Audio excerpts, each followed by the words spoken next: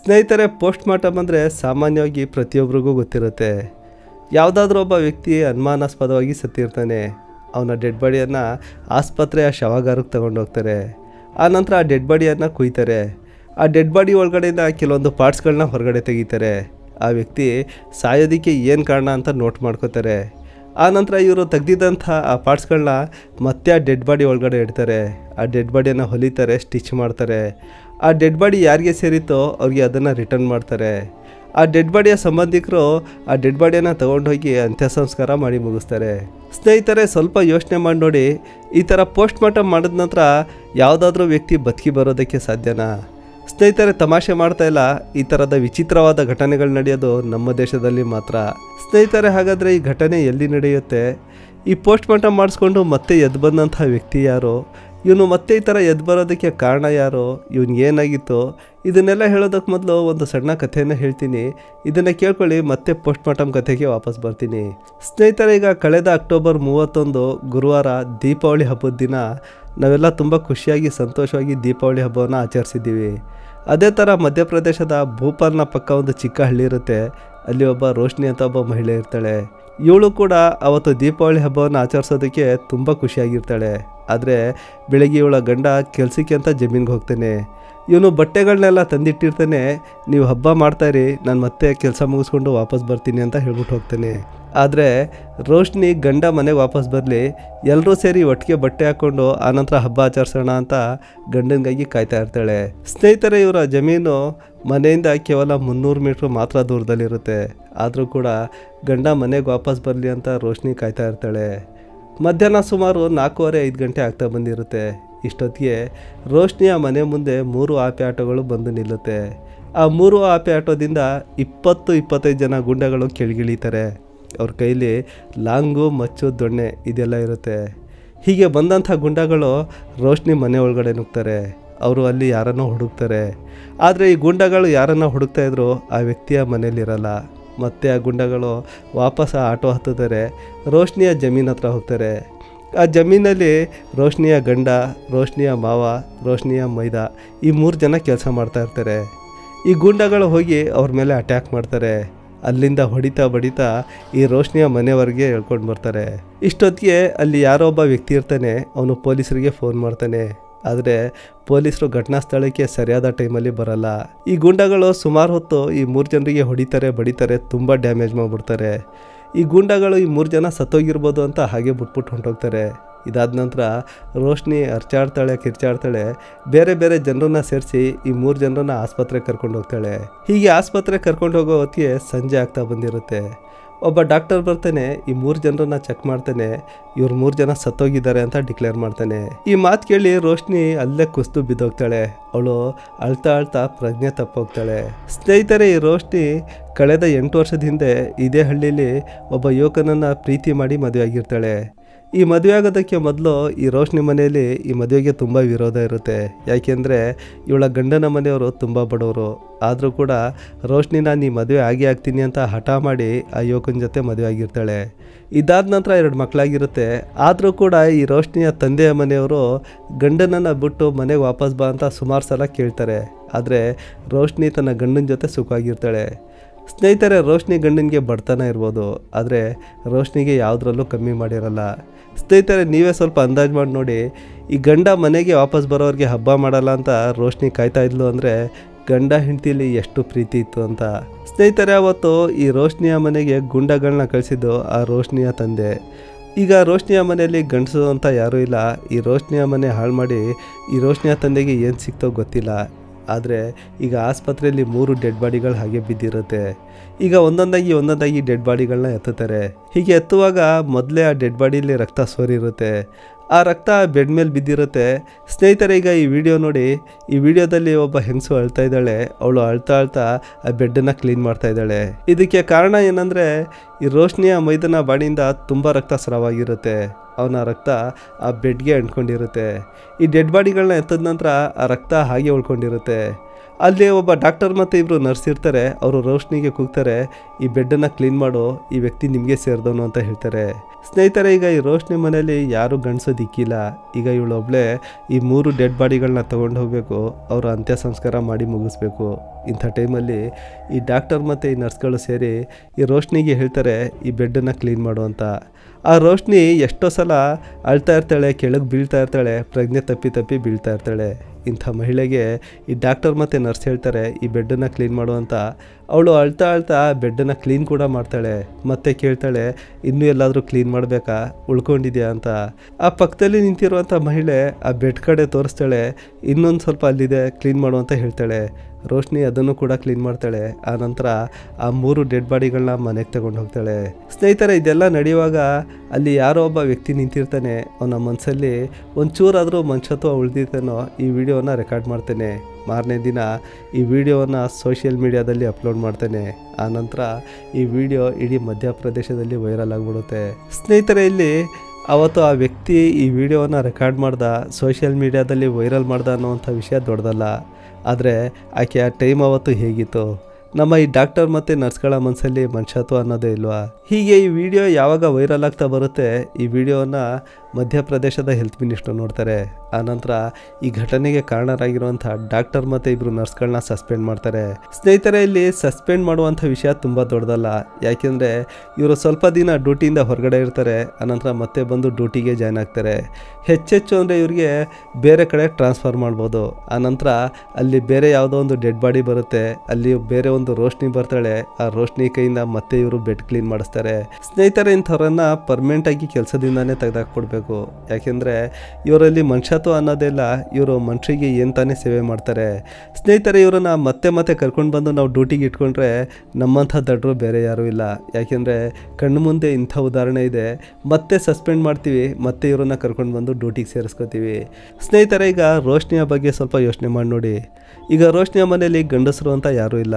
ಈಗ ಈ 3 ಕೊಲೆಗಳನ್ನ ಮಾಡಿಸಿದಂಥ ರೋಶ್ನಿಯ ತಂದೆ ಮನೆಗೆ ರೋಶ್ನಿ ಮತ್ತೆ ವಾಪಸ್ ಹೋಗಲ್ಲ. ಹಾಗಾದರೆ ಈ 2 ವರ್ಷ ಮತ್ತು 3 ವರ್ಷದ ಮಕ್ಕಳನ್ನು ಮಡ್ಕೊಂಡು ರೋಶ್ನಿ ಯಾವ ಥರ ಜೀವನ ಮಾಡಬೇಕು? ಸ್ನೇಹಿತರೆ, ಇದಕ್ಕೆಲ್ಲ ಯಾರು ಕಾರಣ ಅಂತ ತೋರಿಸ್ತೀರಾ? ಈ 3 ಕೊಲೆಗಳನ್ನ ಮಾಡಿಸಿದಂಥ ರೋಶ್ನಿಯ ತಂದೆ ಕಾರಣನ, ಇಲ್ಲ ಈ ವಿಡಿಯೋ ವೈರಲ್ ಆಗೋದಕ್ಕೆ ಕಾರಣರಾದಂಥ ಆ ಡಾಕ್ಟರ್ಗಳು ಮತ್ತು ನರ್ಸ್ಗಳು ಕಾರಣನ, ಇಲ್ಲ ಈ ಡಾಕ್ಟರ್ಗಳು ಮತ್ತು ನರ್ಸ್ಗಳನ್ನು ನಾವು ಸಸ್ಪೆಂಡ್ ಮಾಡ್ತೀವಿ, ಮತ್ತೆ ಕರ್ಕೊಂಡು ಬಂದು ಮತ್ತೆ ಡ್ಯೂಟಿಗೆ ಜಾಯಿನ್ ಮಾಡ್ಕೋತೀವಿ, ನಮ್ಮ ಸರ್ಕಾರ ಕಾರಣನ? ಇದನ್ನೆಲ್ಲ ನೀವೇ ಡಿಸೈಡ್ ಮಾಡಿ. ಸ್ನೇಹಿತರೆ, ಈಗ ಮತ್ತೆ ಪೋಸ್ಟ್ ಮಾರ್ಟಮ್ ಕಥೆಗೆ ವಾಪಸ್ ಆಗೋಣ. ಸ್ನೇಹಿತರೆ, ಈ ಪೋಸ್ಟ್ ಮಾರ್ಟಮ್ ಕಥೆಯಲ್ಲೂ ಕೂಡ ಡಾಕ್ಟರ್ಗಳ ಬೇಜವಾಬ್ದಾರಿಯ ಭೂತ ಎದ್ದು ಕಾಣುತ್ತೆ. ಸ್ನೇಹಿತರೆ, ಹಾಗಾದರೆ ಈ ಕಥೆನ ಪೂರ್ತಿ ಕೇಳಿ, ಆಗ ನಿಮ್ಗನ್ಸುತ್ತೆ ಇದೊಂದು ರೋಚಕ ಕಥೆ ಅಂತ. ಒಂದು ರೋಚಕ ಕಥೆ ಕಾರ್ಯಕ್ರಮಕ್ಕೆ ಸ್ವಾಗತ. ಸ್ನೇಹಿತರೆ, ರಾಜಸ್ಥಾನದ ಜುಂಜುನಿಲಿ ಒಂದು ಅನಾಥಾಶ್ರಮ ಇರುತ್ತೆ. ಈ ಅನಾಥಾಶ್ರಮದಲ್ಲಿ ಒಬ್ಬ ಅಂಗವಿಕಲ ಇರ್ತಾನೆ. ಅವನ ಹೆಸರು ರೋಹಿತಾಶ್ ಅಂತ. ಇವನು ಅಂಗವಿಕಲ ಅಂದರೆ ಇವನಿಗೆ ಕಿವಿ ಕೇಳಿಸಲ್ಲ, ಮಾತು ಬರಲ್ಲ, ಕೈಕಾಲು ಅಷ್ಟು ಸ್ವಾಧೀನ ಇರಲ್ಲ. ಈಗ ಕಳೆದ ನವೆಂಬರ್ 21ಕ್ಕೆ ಈ ರೋಹಿತಾಶ್ಗೆ ಇದ್ದಕ್ಕಿದ್ದಂತೆ ಆರೋಗ್ಯ ಕೆಡುತ್ತೆ.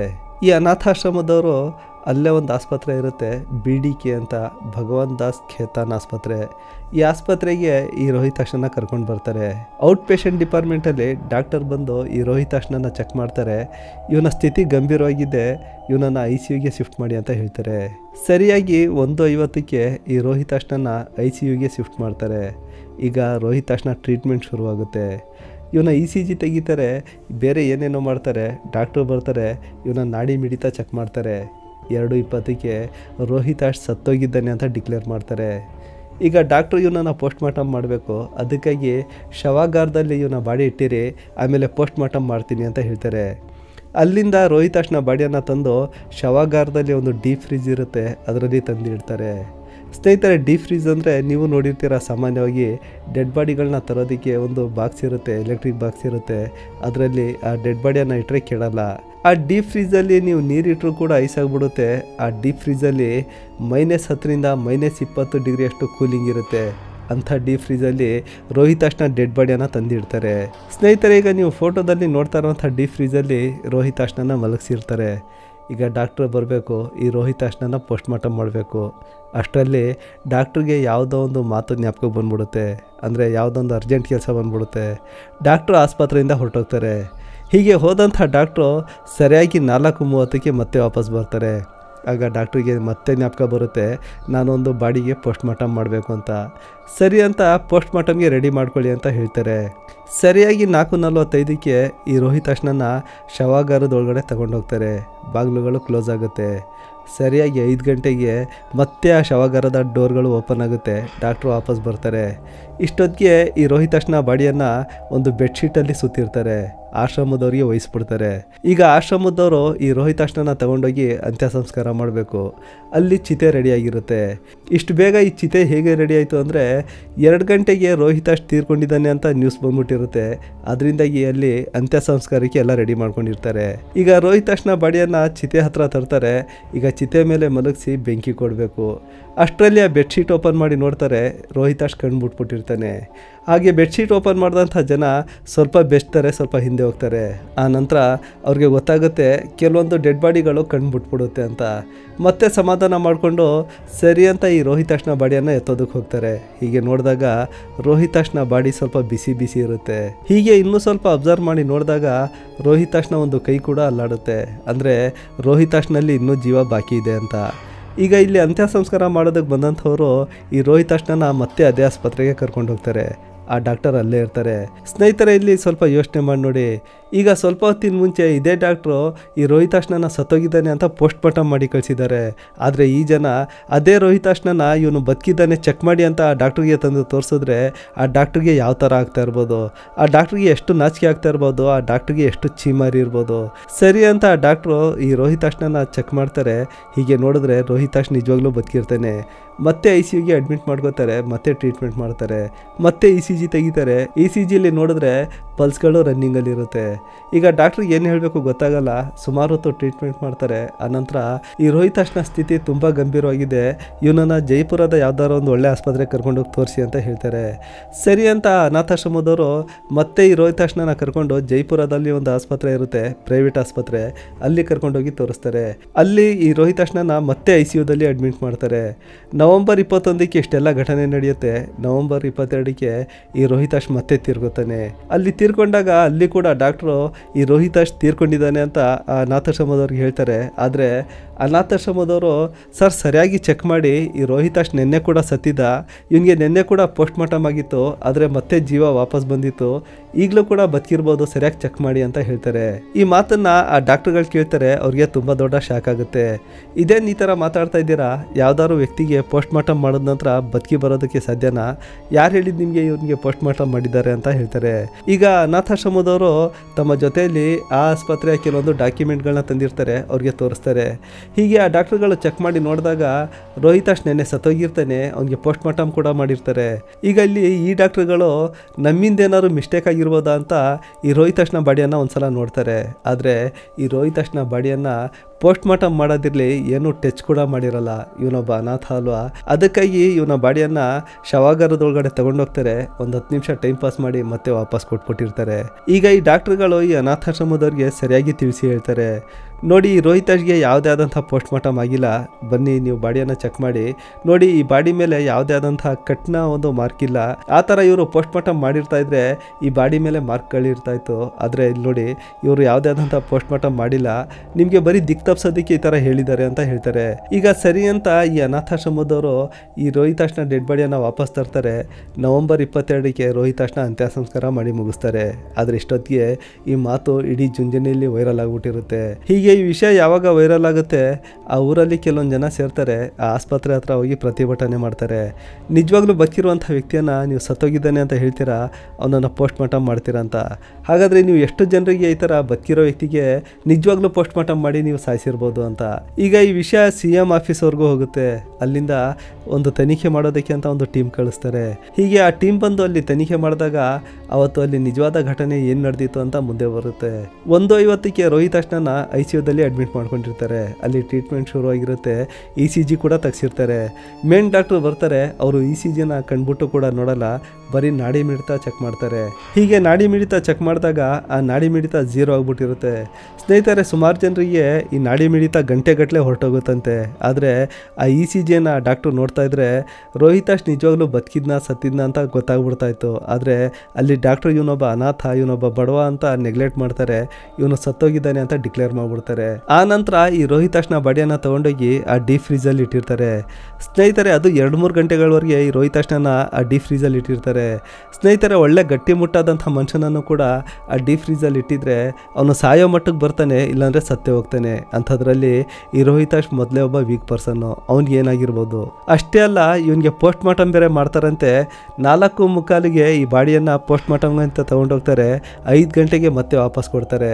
ಅಂದರೆ 15 ನಿಮಿಷದಲ್ಲಿ ಇವರು ಯಾವ ಮಟ್ಟದ ಪೋಸ್ಟ್ ಮಾರ್ಟಮ್ ಮಾಡಿರ್ತಾರೆ ಅಂತ ಆ ಡಾಕ್ಟ್ರಿಗೆ ಗೊತ್ತಿರುತ್ತೆ. ಸ್ನೇಹಿತರೆ, ಇಲ್ಲಿ ನಿಜ ಹೇಳಬೇಕಂದ್ರೆ ರೋಹಿತಾಶ್ನ ಯಾವುದೇ ಪೋಸ್ಟ್ ಮಾರ್ಟಮ್ ಮಾಡಲೇ ಇಲ್ಲ.